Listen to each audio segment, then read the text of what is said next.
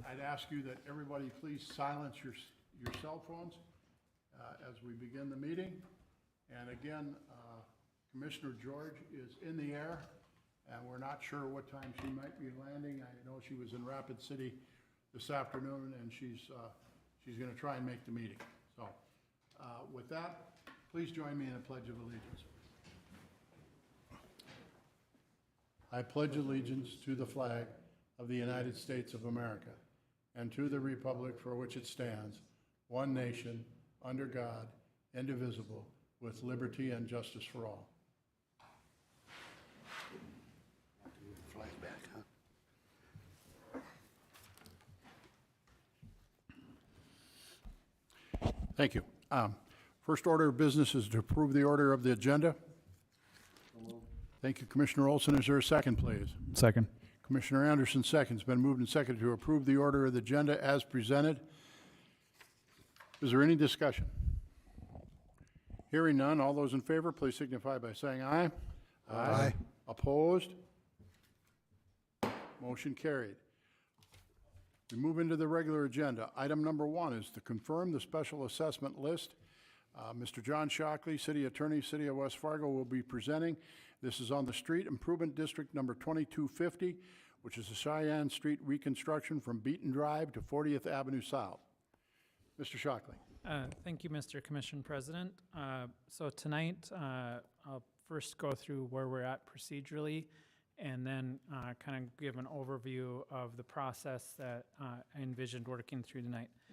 So as you're familiar with, pursuant to the Century Code 4023-14, any aggrieved property owner could file a written objection regarding the decision of the Special Assessment Commission and appeal that. The Special Assessment Commission is different than like Planning and Zoning. Planning and Zoning makes recommendations. Special Assessment Commission actually makes a decision. And so if somebody does not like their decision, they get to appeal it to this commission. And so you're sitting essentially as an appellate board to hear those appeals and then ultimately confirm a list. If somebody doesn't like your actions, then they have the right to appeal to a district court. And so what we do is we take all of these very seriously, as we do at the Special Assessment Commission, try to hear them, try to make good decisions, and make sure we have a good record on it. At last meeting, you held a hearing on the matter, and you closed that hearing. I would strongly recommend that you do not take any additional testimony or evidence tonight because that hearing has been closed. To do so would be unfair to the people who didn't show up, and so it would give essentially somebody an unfair advantage, essentially 2 bites at the apple. And so the first thing I'd like to say is I think that we've done a great job of addressing the assessments in this district. There are over 6,000 properties, and we're down to about 7 or 8 written appeals, which is really good from where we started at. And so what I would like to do, if it's okay with you, is I have several topics to address each individual appeal. What I'd like to do is go through each of those individual items, get a consensus from the commission, and then have one motion at the end that would approve those decision points along with confirming the list. Commissioners, do we have a consensus on that process? Please proceed, Mr. Shockley. All right, thank you, Mr. Commission President. So I thought the first thing that we should do was to take the bigger picture items and address those first. And so one of the appeals noted that the list didn't appear to show some city parcels being levied a special assessment. And this is the good part about this process. It helps to highlight where there may have been errors. Upon checking, there were several city parcels that did not receive a special assessment. And so there's 16 parcels that would get a city, that are owned by the city, that would get an assessment. That assessment totals about $160,000. That would, in essence, reduce the overall cost of an equivalent unit by about $12. Staff is recommending that we go forward and we levy the special assessment on those 16 parcels, but that is, of course, the commission's decision.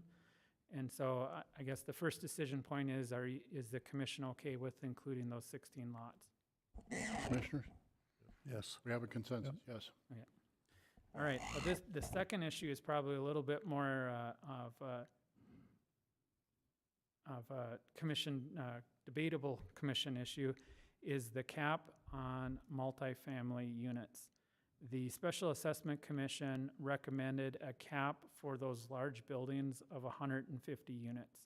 And so, for example, the Campbell Properties has about 306 units. And you'll recall under our policy, each unit in an apartment complex or multifamily is assigned an equivalent unit of 0.6. And that is because a single-family house has one equivalent unit, and then there's some adjustments, and it's based upon traffic studies, based upon different scientific evidence that you usually have smaller families or maybe older folks with less vehicles, less use, and so 0.6 of an equivalent unit is assigned to each apartment unit. The Special Assessment Commission recommended a cap of 150.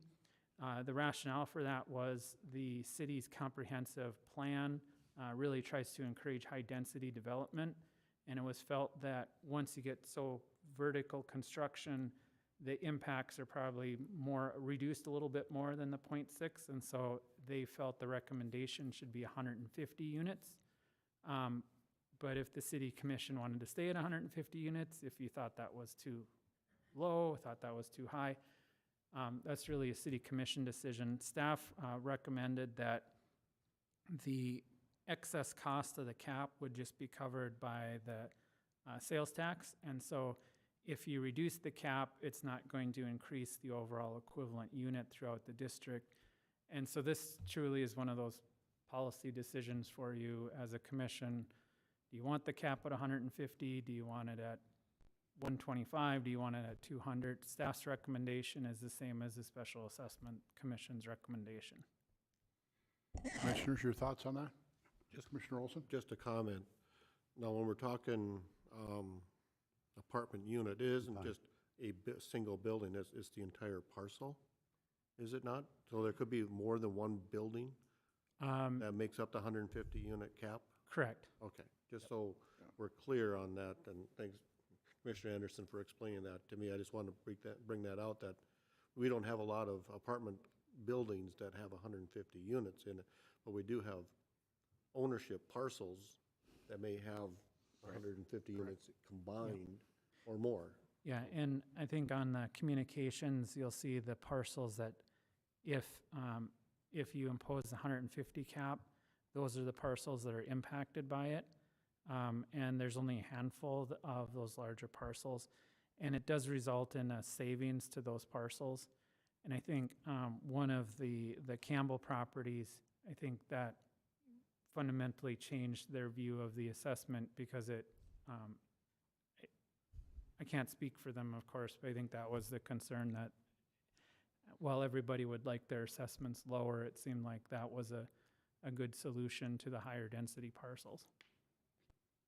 Commissioners, any other comments on the cap of 150?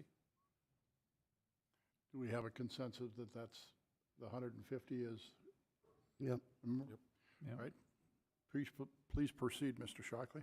All right, thank you, Mr. Chair. So the first appeal that we have that, and if you would like to hand out those, it was before, I'll go with Eagle Ridge for the Northern Lights.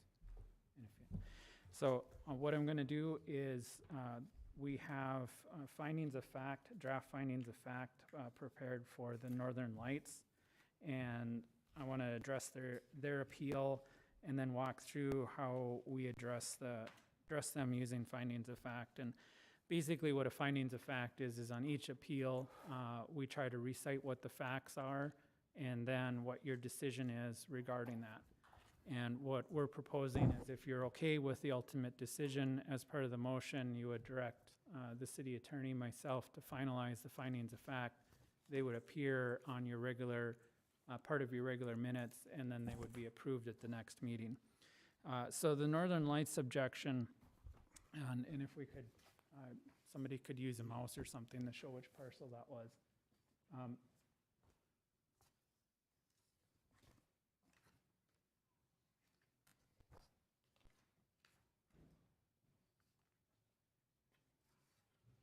So that is the parcel that is just north of the lights, and that has apartment units on it. In some, they had a couple of grounds for appeals. Number one is they felt that the special assessment was too high. I think you've already made the decision to cap it at 150, so that will be a reduction in their assessment. Number two, they had an appeal based upon equal protection claim that because the members of the Special Assessment Commission aren't able to be renters, that it was somehow unfair. That's by statute. By statute, the members of the Special Assessment Commission have to be residents and freeholders in the city of West Fargo, so we're following statute. They haven't alleged that it's a constitutional issue. They'd have to challenge that in court, so I don't really think that's an appropriate appeal. The other grounds that they cited was essentially that it was unfair because they weren't using the traffic system, et cetera, that the benefits exceeded. As you can see, it's right fronting Sheyenne, and it has a lot of traffic there. So staff is not, with the 150 cap, staff is not recommending a change. And I'll just briefly walk through what the findings of fact look like, page by page. And then as we go through the next appeals, it'll be much easier because a lot of the language in each of the findings of fact is very similar, except for the specific parcels. So on the first page, in an introduction, we're really going through and introducing what happened, when the hearings happened before the city commission, what property owner is making the appeal, what the property ownership is, and then we introduce that you as a commission have jurisdiction over it because you created the improvement district. And then number two, we talk about the resolution directing the assessments to be levied. Number three, we talk about the actions of the Special Assessment Commission reviewing the lots and the parcels in the district, noting that the Special Assessment Commission approved them. And those affidavits were published in the form that on July 12th of this year, or of last year, the Special Assessment Commission held a public hearing. And then in August, the City Commission, as you'll recall, in 2021, tabled the issue and sent it back to the Special Assessment Commission because we had a number of parcels that on the map and some of the other issues that it didn't quite look like it was the correct formula for assessments. And so we redirected the Special Assessment Commission to redo the assessments. And so then in number 6, we talk about the postcards that were being sent to landowners to inform them that the special assessment proceedings would be delayed, and there's a typo there that should be delayed until 2022, not 2023. On June 20th of 2022, we sent them letters informing them that we were starting the assessment process for the construction. And then on June 27th of this year, the Special Assessment Commission met in chambers. These are always public meetings.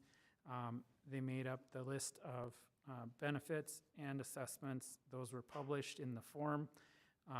The final copy of the findings will contain the different affidavits of publications along with the minutes. On August 8th, pursuant to those notices, the Special Assessment Commission held a public hearing that occurred here to hear objections. At that, the landowners were provided an opportunity to attend and speak. In this particular case, the landowner only presented a written appeal relating to the Northern Lights and actually didn't appear in person as they did with their appeal here. That's perfectly fine. The landowner does not have to appear in person and present it.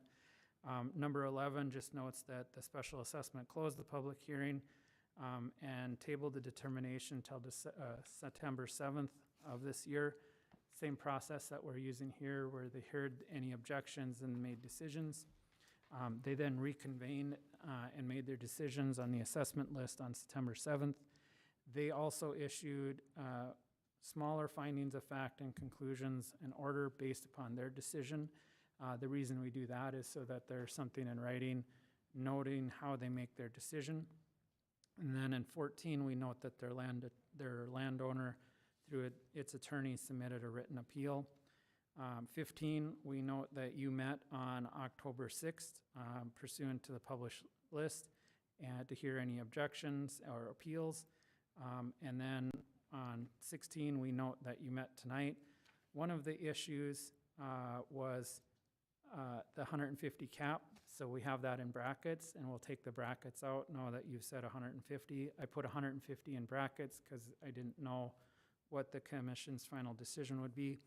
17 is that you've met and complied with all the procedural requirements.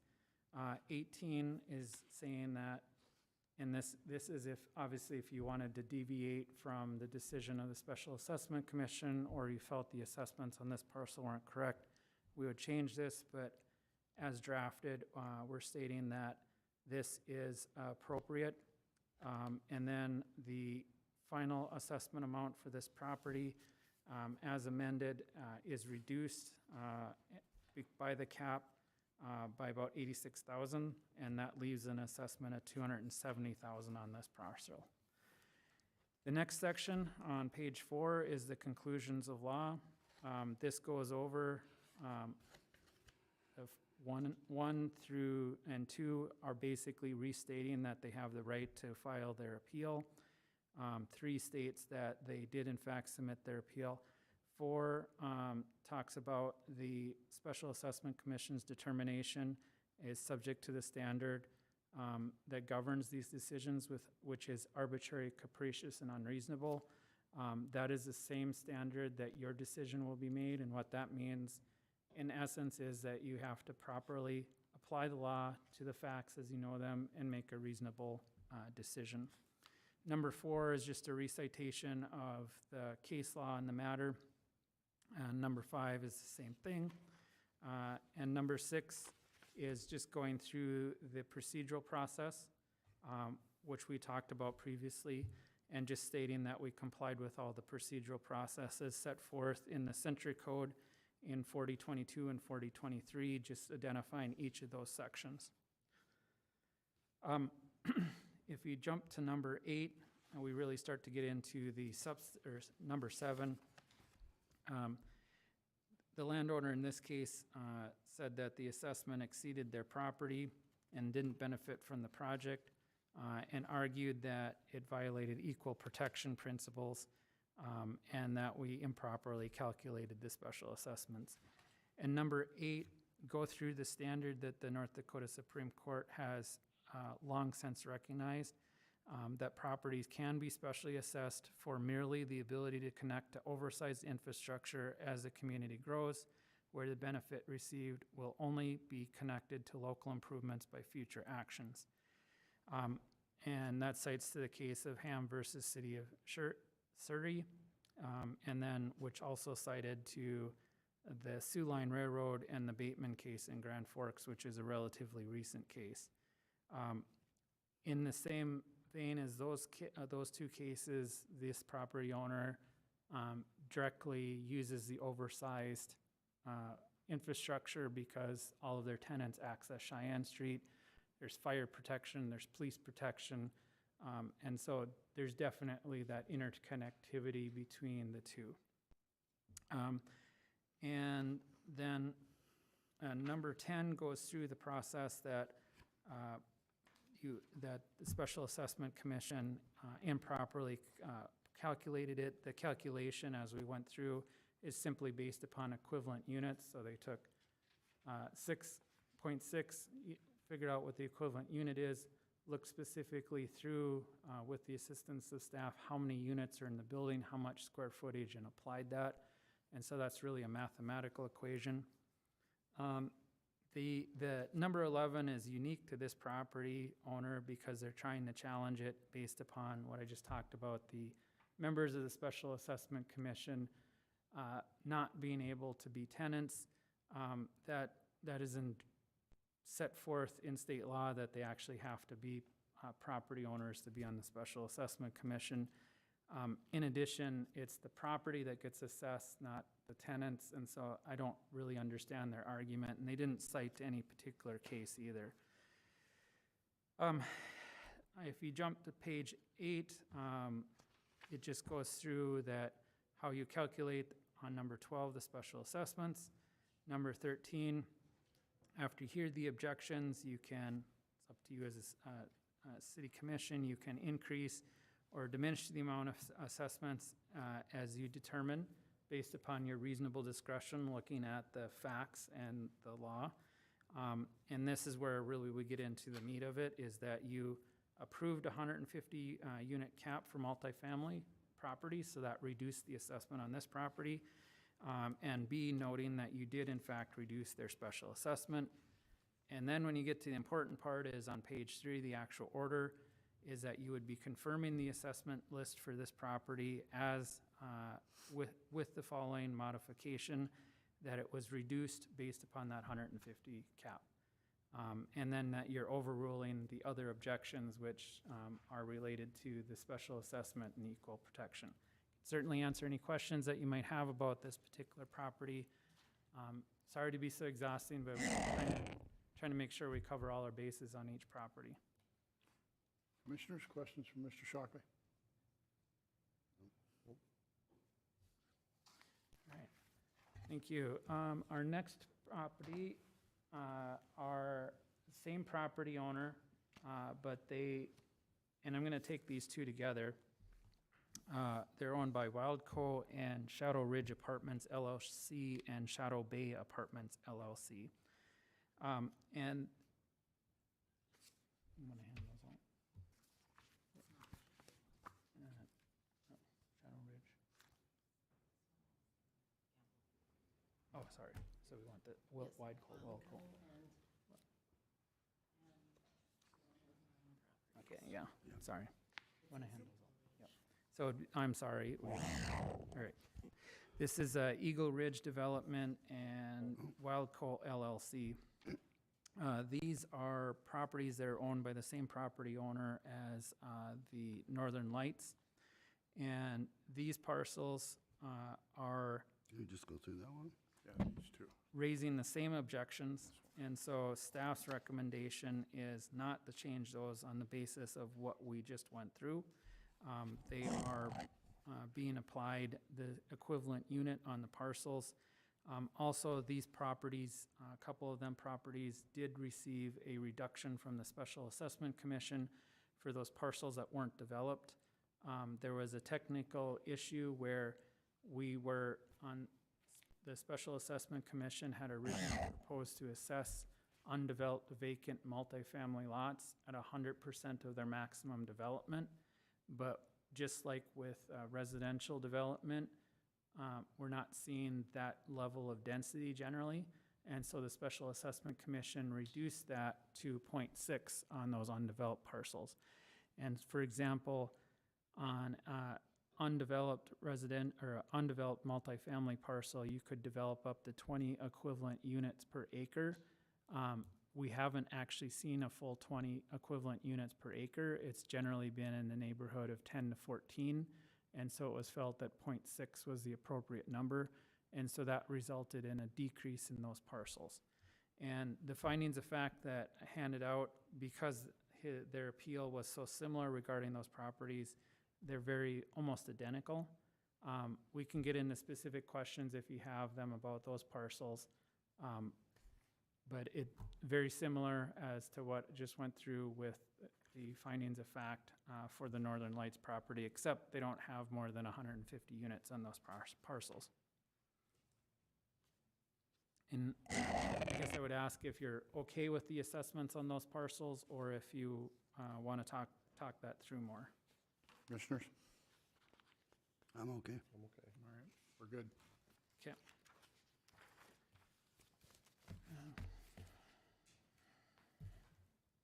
Let's take the Campbell properties next. Okay, we'll address the Campbell properties next. And they're known as the L46 apartments.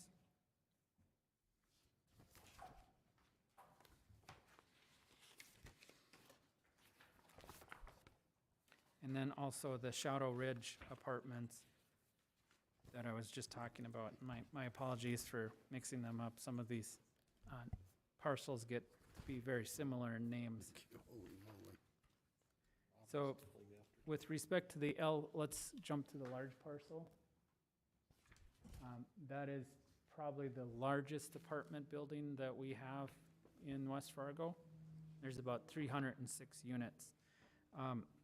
Very similar to Northern Lights, the Special Assessment Commission recommended the 150 cap. With the 150 cap in place, we'll include that in the findings of fact. And so I just briefly want to touch upon the findings of fact for L46 Apartments LLC. Once again, on the first page, it's the same introduction. We go through the identification of the property owner, the identification of the procedure, your jurisdiction over the property, the process by which you created the district and levied it, the opportunities for them to speak before the commission. When we get into page 3, that's where we held the commission meeting. And then we had in brackets the 150 unit cap. That does reduce down their special assessment. And so that the findings of fact for their particular property will be reflected to note the cap and the reduction in their special assessment. They did not raise any of the same legal arguments that the other developer or other apartment building owner did. So we did not include that in here. Section 2 of the conclusions of law are very similar to the other findings. Go through that same process of what your authority is, how to determination of benefits, because very similarly, they're connected to the system, even though they're not directly connected. Traffic is reduced on veterans. If there's a fire, the fire department has to either use Cheyenne Street to access their property. It does reduce overall traffic, and it is consistent with our policy. The most important part is the order, where you would be confirming the assessment list with the reduction to 150 units. And so you would be overruling any other objection that they may have had, but you are reducing their special assessment based upon that 150 unit cap. Certainly answer any questions you might have about that specific property. So that one's pretty straightforward, just like the, really like Northern Lights, very similar. Commissioners? Please proceed, John. Okay, thank you, Mr. Commission President. The other properties they own are Shadow Ridge Apartments LLC and Shadow Bay Apartments, and if you could bring up those parcels.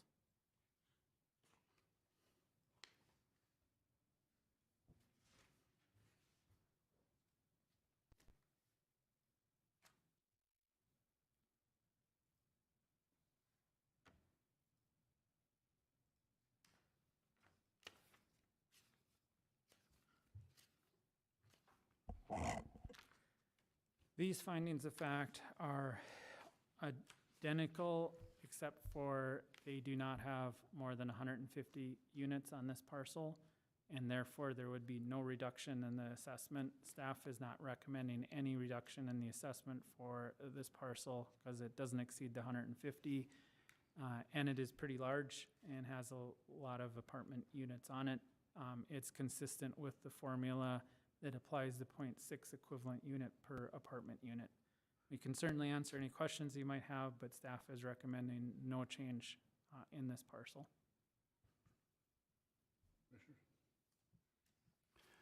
Proceed. Mayor, I'm sorry. I'm sorry. John, I need to hear, how many apartments was this again? Dustin, do you have the specific number of apartments for this parcel?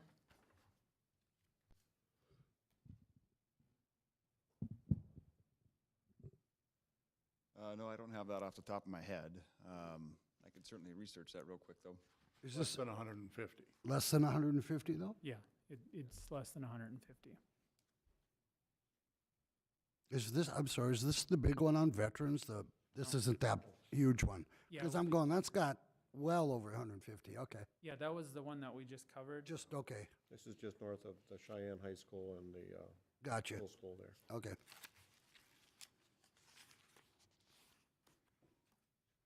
Any additional questions, Commissioner? No, nope, thank you.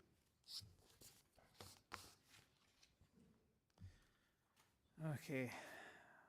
So our next set of appeals is, and I'm going to take them one at a time, is that, can we address the Tevier property next? Okay. So we have an objection for the Tevier property.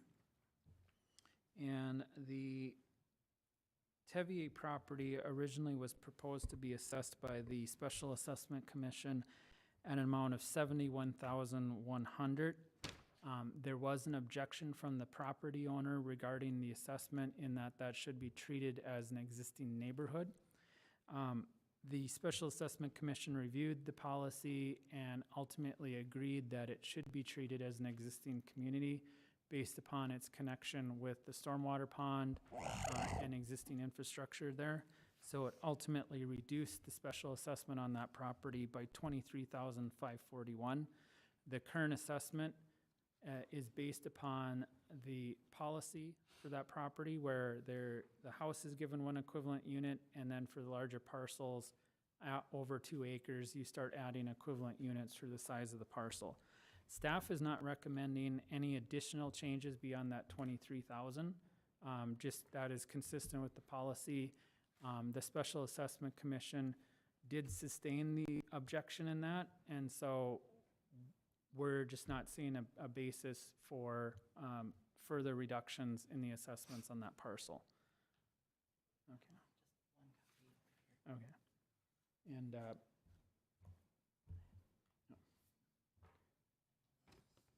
okay. All right. My apologies, we don't have extra copies of the Tevier findings for you, but very similar to what I just went through with the other findings. Page 1 goes through the procedure, the process. Page 2 goes through all of the procedural matters that we had.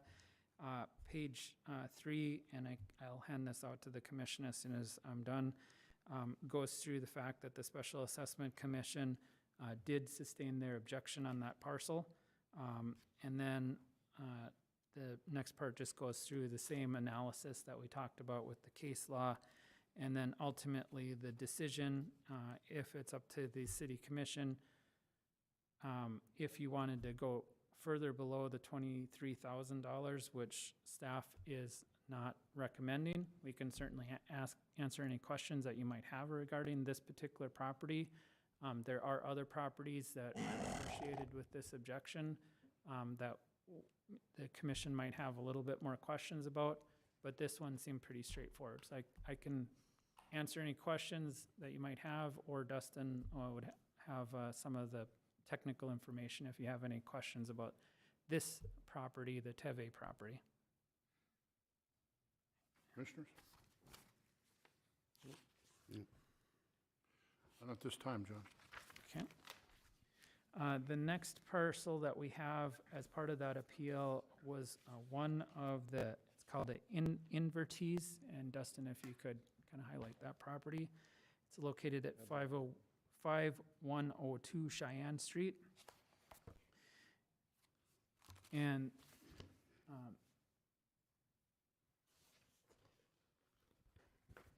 it's kind of an odd-shaped parcel, but it's a larger parcel. Back in 2021, when the city first met and referred it back, the original proposed assessment was $84,500. Based upon the application of the policy, it was reduced to about $20,600, which is very close to the Tevier property, which is just to the north of it. Because the two parcels are similarly situated, staff felt there was no justification in changing it because they're, you're treating like properties like. So can certainly answer any questions that you might have, but our staff recommendation was not to change the assessment on that particular parcel. Commissioners, No question? please proceed. Now, this next parcel is probably the unique one that this might have a little bit more discussion from the city commission. And this is referred to as the Invertees, make sure I have it's commonly called the driveway property, if you want to highlight that one, Dustin. Kind of an odd 7-acre parcel. Wait, tell Dustin highlights it.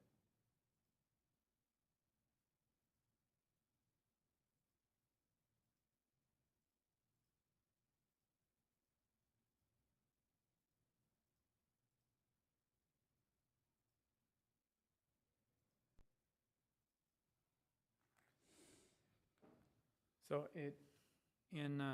after it was referred back to the Special Assessment Commission. In 2021, the original assessment was about $84,000. The recommendation, based upon the Special Assessment Commission policy change, was $73,800. The Special Assessment Commission did not lower the special assessment on this particular property. There's a couple reasons for it. Number one is the property is currently zoned ag. It could be rezoned or redeveloped into virtually anything. And so I think when the Special Assessment Commission was looking at it, it's what's going to happen with this property. They wanted to make sure it was being fairly treated. Understand, based upon the testimony and facts that was given at the hearing and that was submitted, is there is an intent to construct a driveway, which I think it's mostly done, and to put trees there for the use of those properties that surround it, maybe up to 5 houses. At this point, staff doesn't necessarily have any recommendation regarding a reduction of special assessment in this property, but this is one of those that if the commission chose to reduce it, help you figure out how much you wanted to reduce it. This is one of those discussion items for the commission, how you want to approach this property. Commissioners?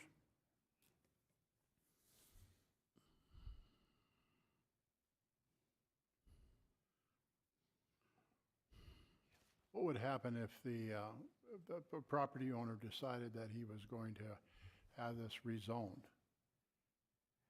Well, The process now is it's special assessed as agricultural land. Does anything change if it's platted differently? so Or- great question. With the process that's set forth in the Century Code for Cities, you levy the principal amount, and you don't get to go change it later on based upon the change in use like a water resource district would. And so typically you'll look at what's existing on the property, what its development potential is here. You do have facts in front of you that talk about the property potentially being used as a residential access. That could, of course, change. There's enough room to obviously do development out there. It's not combined with the parcels around there. And so this one is a little bit of a, I think you could make some judgment to reduce it a little bit if you wanted to, or I think it's also, based upon the facts, you can also argue that it should stay the same amount. So. Commissioners, you have any thoughts on that? Was there a recommendation from the Special Assessment Committee? The Special Assessment Commission made the decision to keep the assessment at the approximately 73,000. And I think that was based upon the idea that it was capable of being developed. And while somebody might have a driveway out there, that doesn't stop them from turning the driveway into additional development. Somebody could just put a driveway on any property and say, I'm going to access it with a single house in the future. And so I think that was part of the discussion that went into, or the thinking that by the Special Assessment Commission, that they would continue that assessment there because it really wasn't developed property and it was raw land capable of development. Okay.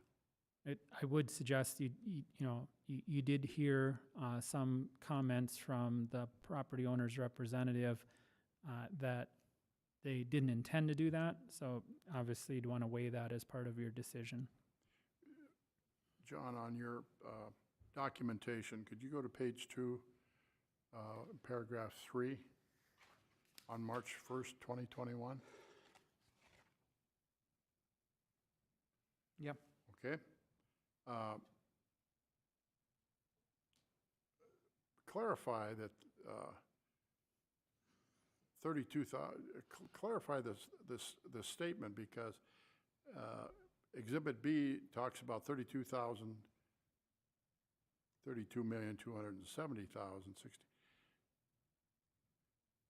That's confusing to me. Yeah, so great question. So when a special assessment commission meets, they determine as part of the process what the benefit of the project is within the whole district. The whole district construction cost was, and I'm just gonna use round numbers, about $70 million. And so $70 million of improvements were spread out all over that area. Of that 70 million, only 32,200 and some change is being levied as an assessment. And so the assessment commission calculated that based upon that, that the amount of the assessment, or the amount of the benefit, the total project exceeded the amount of the assessment by 2.16. 32 million. Yeah. 32 million, yeah. Yeah. Okay. All right, very good. Thank you. And for this driveway parcel, staff is not recommending any change to it. But once again, that is a commission decision if you want to make a change to this parcel.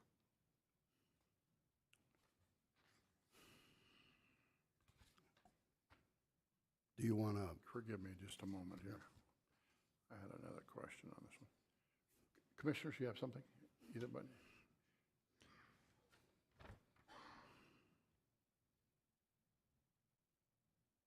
All right, I lost it. Okay. Please. do we need a recommendation on that or something? Or what do you need us to?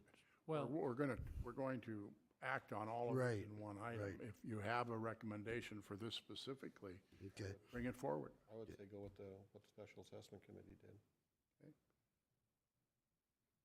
agree. Consensus?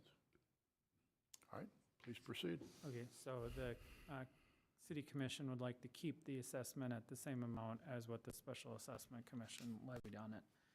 And we'd also prepared findings of fact for this parcel, going through the objections, and we'll hand that out. It's very, very similar findings of fact to the other one, just laying out the procedure. And then the process of levying the assessment, the benefits, the procedure that we talked about in the original one. And then in the order for this one is that you would be confirming the assessment list and you're overruling the objections for this particular parcel. Okay. All right, our next parcel would be let's go with Shots.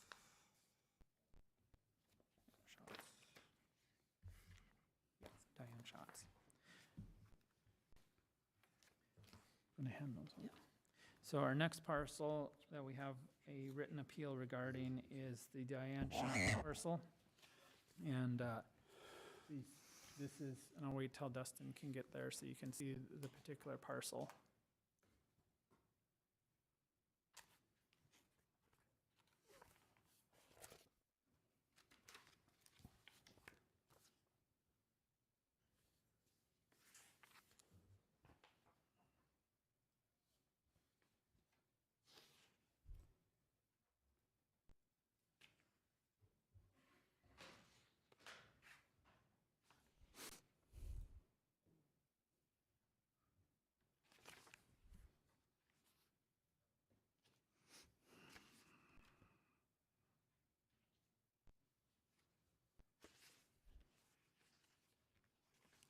Okay, this is another large parcel, and just wanted to note, as the commission is well aware of, when we have these large parcels, the larger the parcel, typically the larger the assessment, whether that's water, sewer, or street.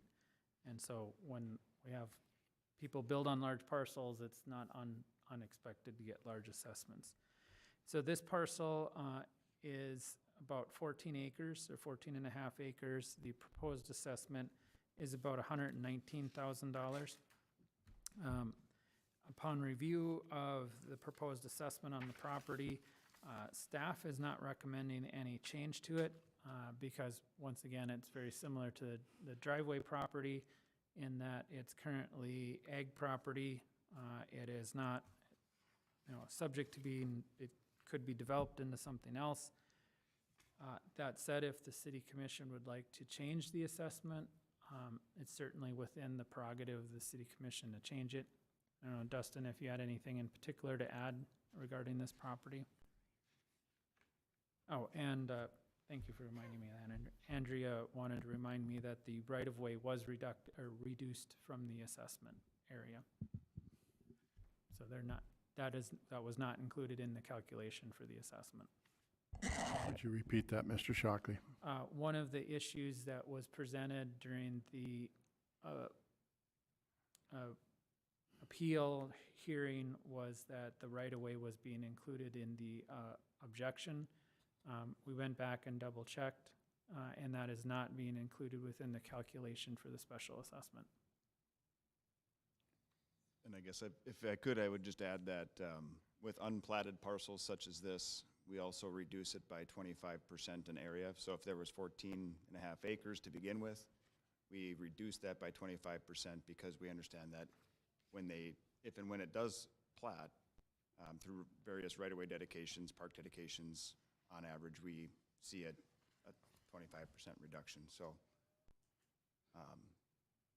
So that has been applied to this? yes, so the assessable area would have been 14 and a half. We would have subtracted out the right-of-way that you see there and then also applied a 25% reduction factor. So the actual assessable area would have been more in the neighborhood of 10, 11 acres.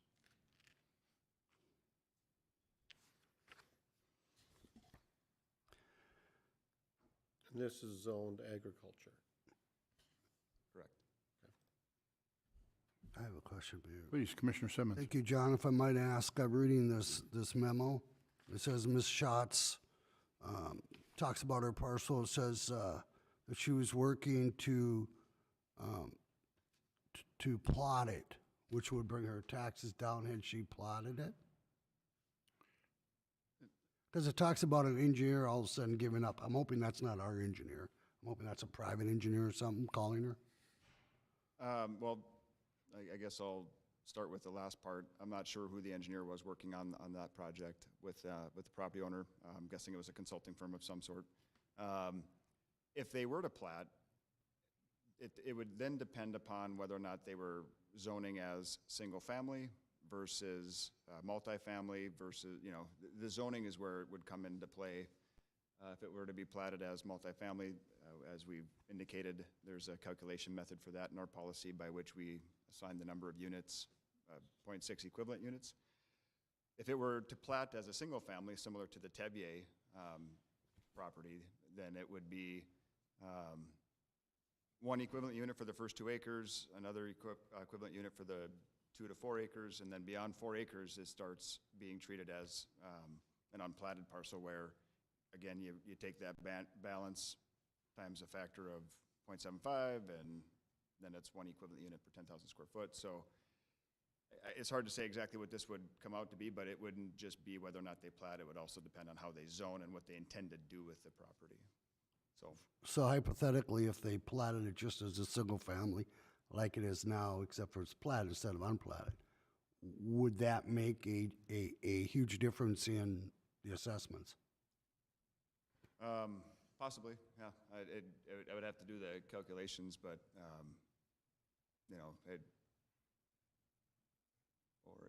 I'm guessing it would be a little less, but I don't have that number in front of me.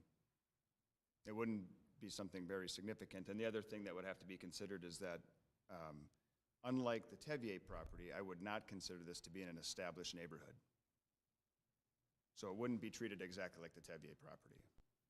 Okay, and just so I'm clear on the engineer, she's not referring to a city engineer. This would be a private engineer. We would know has I mean, if it would have been one of you, I'm assuming at that time, you would have worked with her.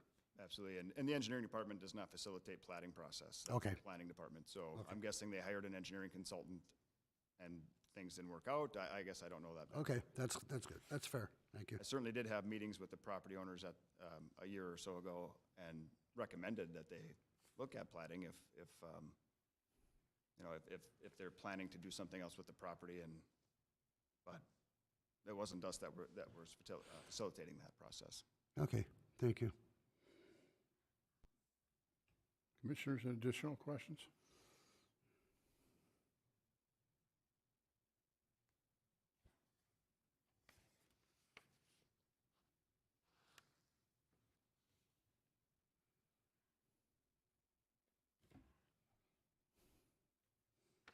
If one were to consider an adjustment to the special assessment, how would one go about it? Is there any recommendations of, that we're somewhat following the policies and things like that? We don't want to be arbitrary, I understand that. And the calculations that are in place have been applied to this piece of property as per our special assessment policy. So great question, Mr. President. Under the policy, there is the ability for the city commissioner, the special assessment commission, to deviate from the policy based upon unique circumstances. So if you determine that an adjustment was justified here, we would adjust the findings of fact to say that you as the commission made the determination that there are unique circumstances here. You'd probably want to list out, tell me what you think those unique circumstances are. And then if there was a formula that you wanted to apply, you'd probably want to apply some logic to that. Clearly they have a house there. Clearly it's 14 acres. And I'm just thinking off the top of my head, maybe it's, you treat it for the first 2 acres like it was equivalent unit 2 acres, and then you make the adjustment for the remaining 12 acres, something like that. So would a unique circumstances be perhaps that she doesn't get our water services? That could be one. I mean, that's certainly something, and I would defer to. Does she get sewer? Sewer or just, I'm sorry. Well, my understanding is that they are connected to city water now. They were on Casserole Water, I believe. Casserole Water has now, in this particular area, they no longer serve they're getting water from the city. Yeah, they struggled with a water pressure issue with Casserole Water for many years. So now it is city, she's on city water, so. As okay. far as the sewer service, back in the early to mid 2000s, when this area was developing this particular property, and I don't know if they owned it at the time or if it was the original owner.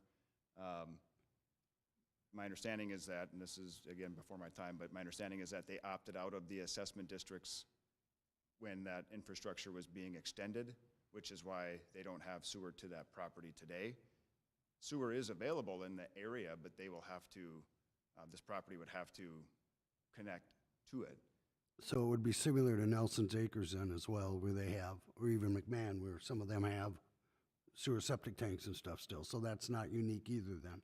Everybody in McMahon has Casserole Water and septic. Yeah, so this wouldn't be unique either in that case then, so. Her property is not No. unique.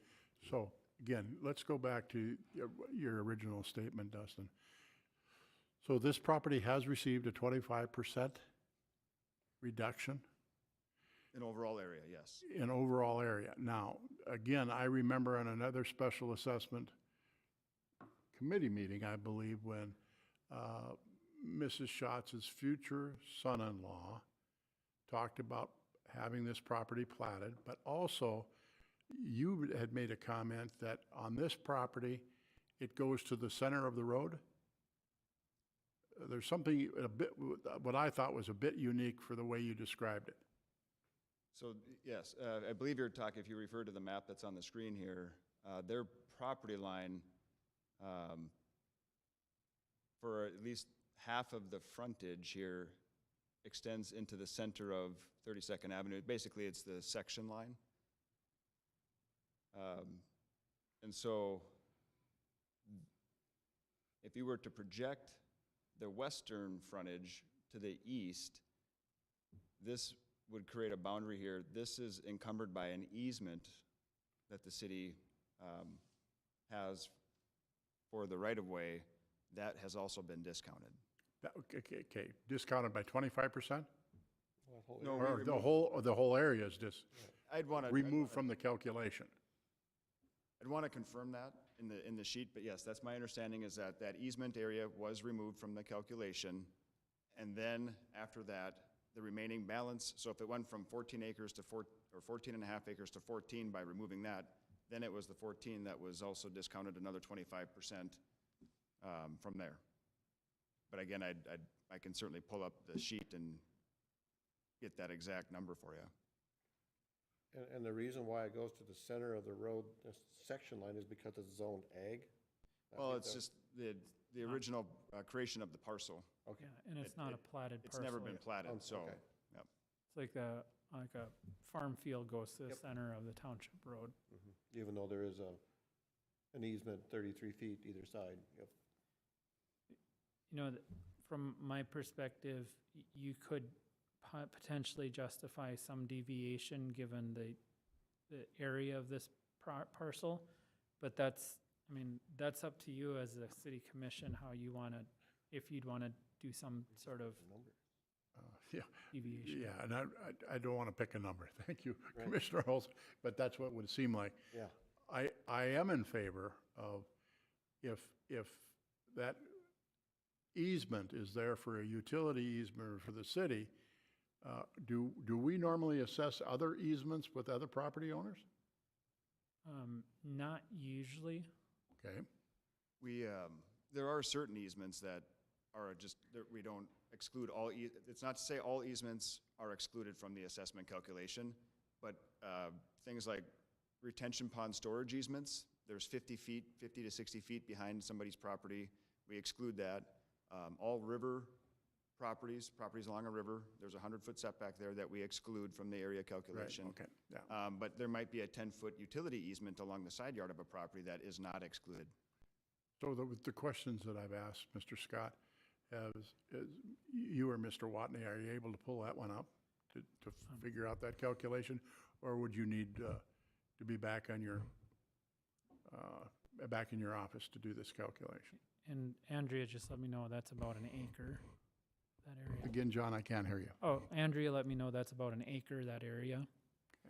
But you Thank said you. earlier that it had been excluded. Correct. That area from the Okay. center of the road to what would line up with the trees, basically, has been already excluded from the Correct. assessment. Okay, that's what I wanted to confirm. Thank you, I Commissioner.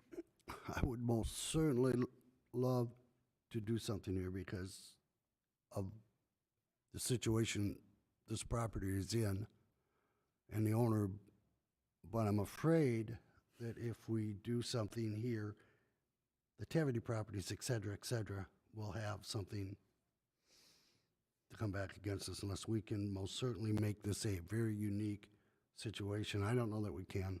I just don't know that we can. Well, just as long as it's been excluded, that's what I was trying to Right, yeah. to get to and the it- bottom of, yeah. because, Yeah. anything else, Commissioners?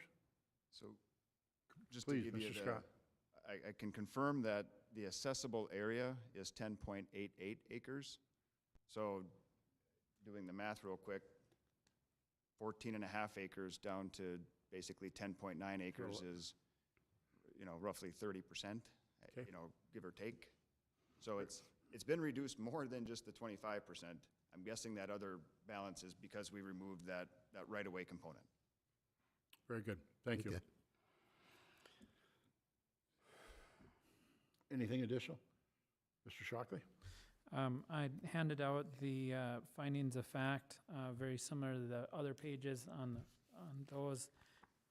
Based upon tonight's discussion, we'll add in a few sections talking about your discussion regarding whether or not the property was unique, but ultimately you would be overruling the objections for this parcel.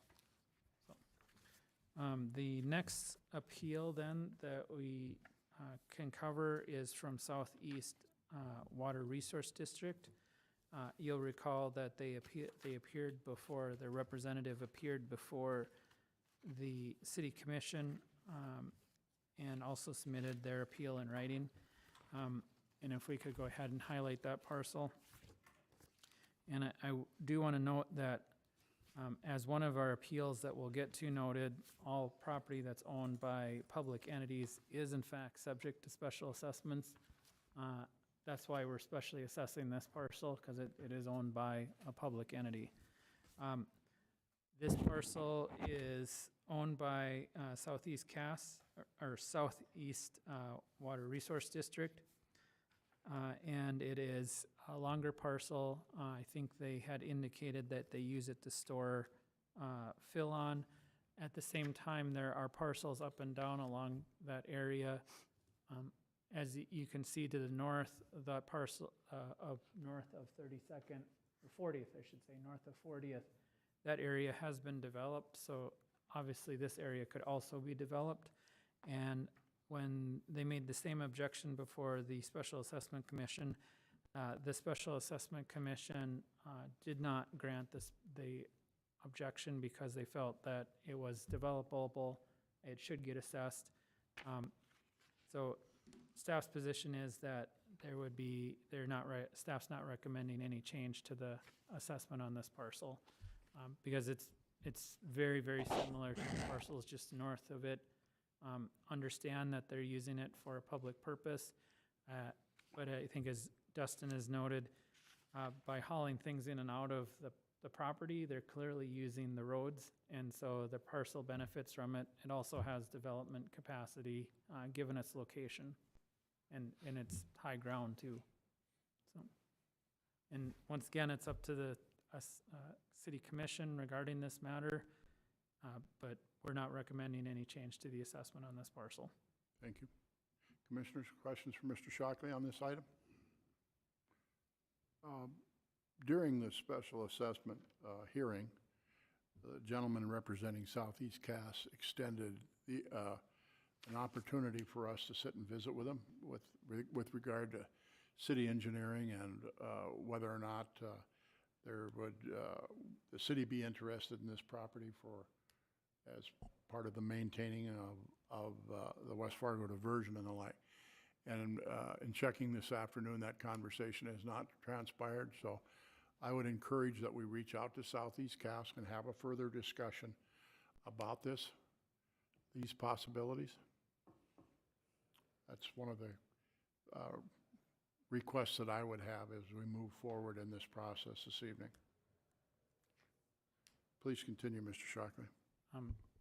So unless I'm hearing any changes, there's no desire by the commission to change the assessment on the parcel. If we act on this one tonight without holding it out until those discussions take place, is that assessment locked in? It is, yeah. We would, you have the objection before. Commissioners, how do you feel about it? Well, either way, I think even if we talk to them after the fact, somebody's got to pay those assessments. It would be the city then. If So- we bought it, sure. Right, so either way, they got to be, I don't think holding it up would help a bit. Okay, Yeah. all right. I believe you have the findings of fact in front of you. They're slightly different, given that it is a political subdivision. The first couple of pages reciting the procedural history and the publications are almost identical to the other ones. And then we just note that political subdivisions are subject to special assessments. We do note the case law and all of the other discussion that we had about the property being interconnected with the road system. And once again, citing the Beaton case in the order on this one, that you would be overruling the objection and confirming the assessment on this parcel. The next written objection that we had was submitted by Mr. Elton Tufty. Can you hand out these? So the basis of Mr. Tufty's objection is really a couple parts. First one is actually pretty easy to resolve. Part of his objection was that he had noted that there were some city parcels that had not been specially assessed. I would note that's why we have this process. It's a transparent process. Sometimes there are issues that come out through this process that we're not aware of, and that was one of them that was caught in part by the objection. And so that has been corrected. And so the findings of fact in his case would note that the special assessments for the city properties have been levied. That did result in a small reduction in everybody's equivalent unit of about $12 per equivalent unit. His other objection, he has two other objections. The first was in relation to the benefit. How is the benefit calculated? That was the question that Commission President Dardis had asked about the calculation of the 2.16. How do you arrive at the benefit? Special Assessment Commission looks at the district, looks at the cost of the improvement, looks at the specific parcels, and looks at the property. In this particular case, Dustin is highlighting the location of the property. It is just off of Sheyenne Street, and it's close to Sheyenne Street and does have access through Carmel Place Road. You could access Sheyenne Street. It gets fire protection benefits. It gets all of the other benefits. So there is, in fact, benefits accruing to this property. And then finally, there was a question regarding a change order that occurred in District 2250. First thing I want to note is that it's really not relevant in a special assessment hearing. The change order was reviewed, was approved by the City Commission. The second issue is that he's actually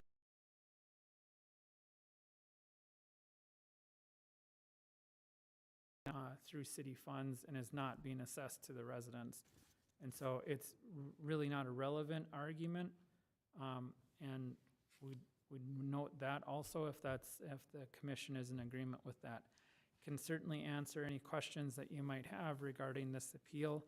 But I mean, in essence, we did find one part of the appeal had some validity regarding the city parcels, so. Very good. And answer any questions you might have. Anything on this? And we handed out the draft findings of fact. Very similar, first couple of pages goes through the process and the procedure. It addresses the statements that I just addressed about the connection and then about the assessment of the 16 parcels. With the commission's approval, we'll add in that the reference to the change order in 2250 is really not relevant and he's not being assessed for it. So we'll add that into those findings of fact. And then ultimately you would be confirming the list and overruling any objections that he might have. And then the final objection that we have, and I'm going to get this last name right, it's from Mr. Salter. And if you could highlight.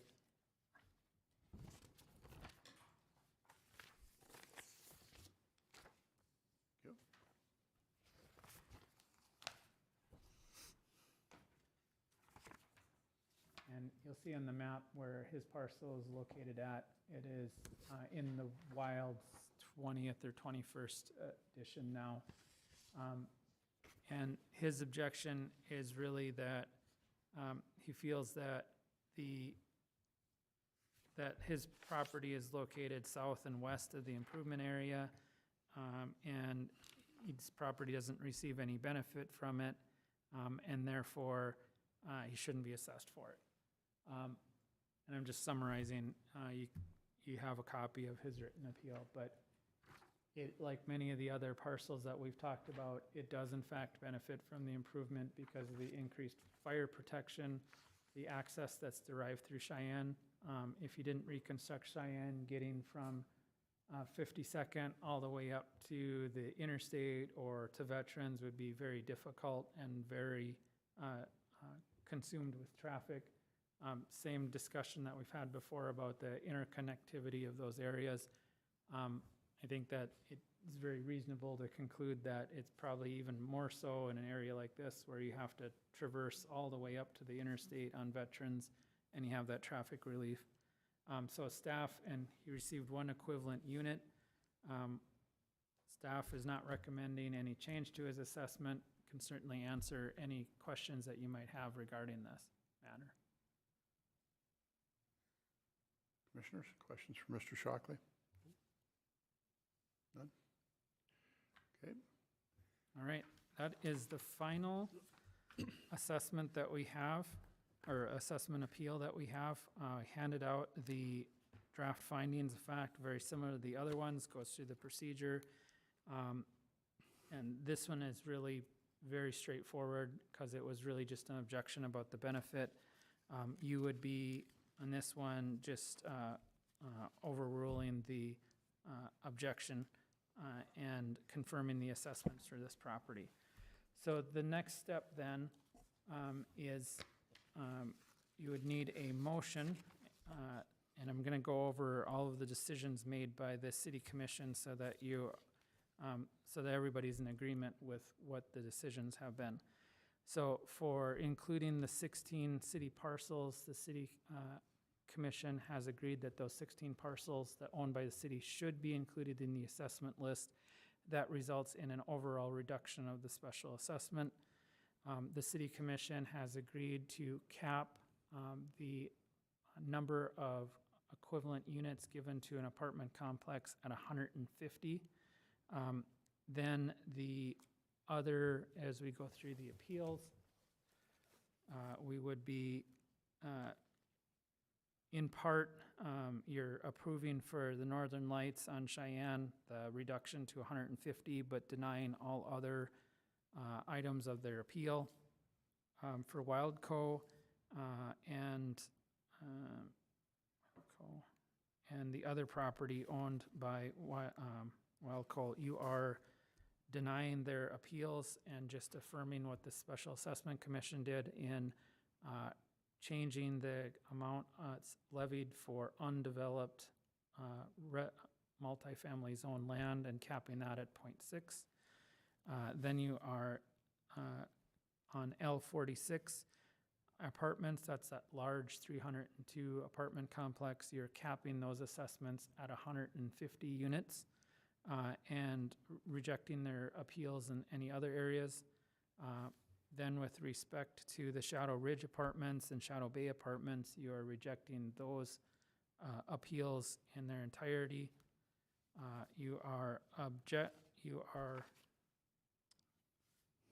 Teve property, you are overruling the objection there and confirming the decision of the Assessment Commission.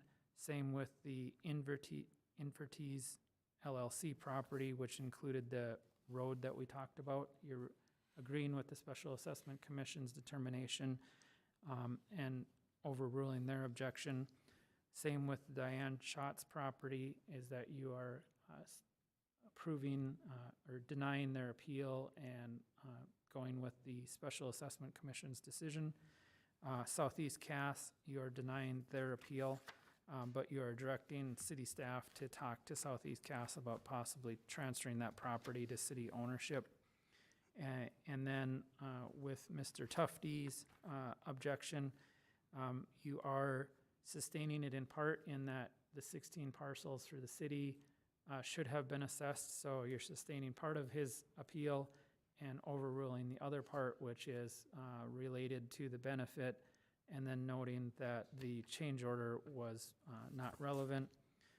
And then finally, with the Mr. Salter property, you are overruling that appeal in its entirety.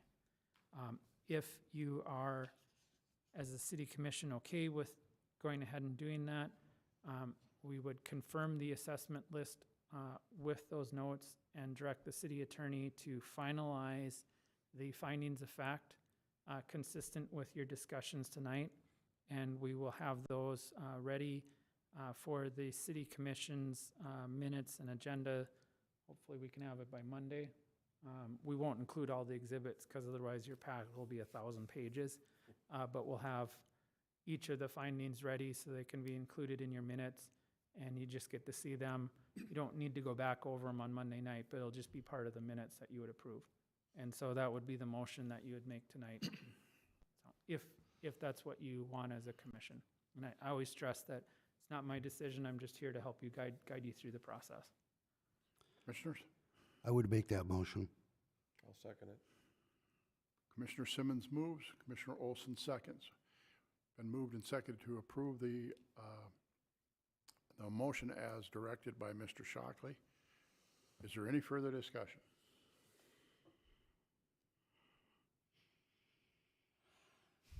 Hearing none. All those in favor, please signify by saying aye. Aye. Opposed? Motion carried. Next order of business on the agenda is non-agenda items. Commissioners, do you have anything you'd like to bring forward at this time?